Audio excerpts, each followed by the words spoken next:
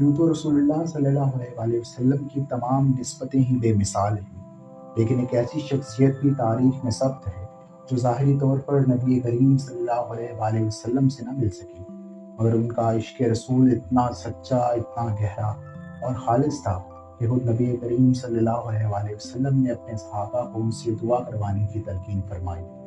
یہ عظیم المرتبت ہستی حضرت اویس کرنی کی ہے، جنہیں تاریخ اسلام میں افضل التابعین یا خیر التابعین کے نام سے یاد کیا جاتا ہے۔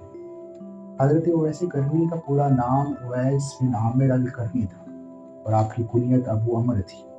آپ 583 عیسوی میں یمن کے علاقے کرن میں پیدا ہوئے۔ آپ تابعی تھے، یعنی ایسی ہستی جنہوں نے صحابہ کرام کو پایا لیکن نبی کریم صلی اللہ علیہ وآلہ وسلم کی زیارت نہ کر سکے۔ کیونکہ وہ نبی کریم کے زمانے میں موجود تھے لیکن اس کے باوجود دیدار مصطفیٰ سے فیض یاب نہ ہو سکے۔ زمانے رسول میں موجود ہونے کے باوجود زیارت رسول سے محروم کی وجوہات کے حوالے سے تاریخ لکھتی ہے کہ حضرت اویس کرنی کی نبی کریم سے ملاقات نہ ہونے کی دو بڑی وجوہات تھیں، ایک والدہ کی خدمت اور دوسرا معاشی مشکلات۔ یہ دو بڑی رکاوٹیں آپ کو مدینہ آنے اور آقا کریم سے ملاقات کرنے سے روکتی رہیں۔ ایک بار وہ مدینہ تشریف لائے لیکن رسول کریم صلی اللہ علیہ وآلہ وسلم وہاں موجود نہ تھے، جس کے باعث انہیں ایسے ہی واپس جانا پڑا اور ان کے رسول کریم صلی اللہ علیہ وآلہ وسلم کا دیدار کرنے کی خواہش پوری نہ ہو سکی۔ جو ہو چکا ہے جو ہوگا حضور جانتے ہیں۔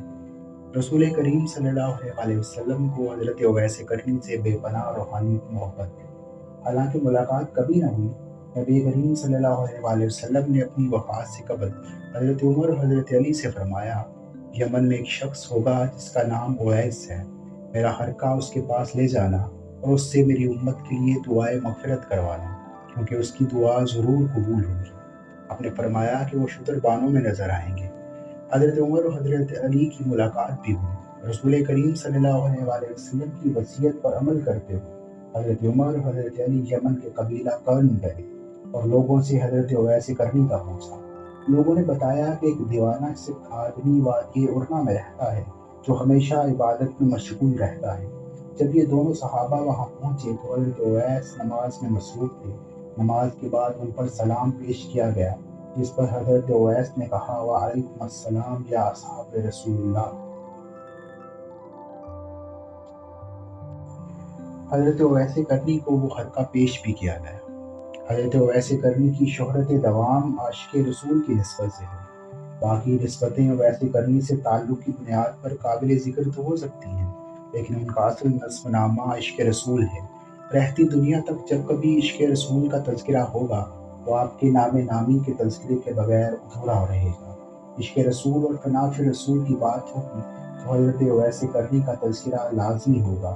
تاریخ اسلام میں علماء کرام نے حضرت اویس کرنی کی حالات زندگی بیان کرتے ہوئے آپ کی نیکی، تقویٰ و پرہیزگاری اور زہد کے بہت سے واقعات بھی تحریر کر رکھے ہیں۔ حضرت اویس کرنی بے مثال عاشق رسول تو تھے ہی، انہیں رسول کریم صلی اللہ علیہ وآلہ وسلم کا دیا ہوا سبق یعنی قرابت داروں کی مودت بھی بخوبی یاد تھا۔ مورخین کے مطابق والدہ کے انتقال کے بعد حضرت اویس حجاز تشریف لائے اور جنگ صفین میں لشکر حق یعنی لشکر مولا علی کی طرف سے شریک ہوئے اور اسی جنگ میں شہید ہوئے۔ آپ کا مزار مبارک شام کے شہر رقہ میں واقع ہے، جو صدیوں سے زیارت گاہ بنا ہوا ہے۔ حضرت اویس کرنی کو جمہور علماء تابعی مانتے ہیں اور انہیں تمام تابعین میں سب سے افضل قرار دیتے ہیں۔ امام مسلم نے صحیح مسلم میں ان کے فضائل پر مکمل باب تحریر کیا۔ مثنوی مولانا روم میں بھی ان کی والدہ کو ولیہ کہا گیا ہے، جو اس بات کی دلیل ہے کہ عشق رسول اور خدمت والدین ہی اویس کرنی کو کمال ولایت تک لے گئی۔ حضرت اویس کرنی کی زندگی ہمیں یہ سکھاتی ہے کہ عشق رسول دل کا معاملہ ہے، دیدار کا نہیں، اور سچی دعائیں وہی ہیں جو نیت کی پاکیزگی سے نکلتی ہیں۔ اللہ ہمیں بھی حضرت اویس کرنی جیسا خلوص عشق نصیب فرمائے، آمین۔ شیر خدا کے پیارے حضرت اویس کرنی ہیں قلب میں ہمارے، حضرت اویس کرنی عشق نبی میں جن کا گزرا ہر ایک لمحہ، لا ریب ہیں وہ پیارے حضرت اویس کرنی۔ رب کی رضا کی خاطر خدمت میں والدہ کی بن کے رہے سہارے حضرت اویس کرنی۔ جلوہ دکھانا ان کو خوابوں میں آ کے ایک دن، عاشق ہیں جو تمہارے حضرت ویس کریں۔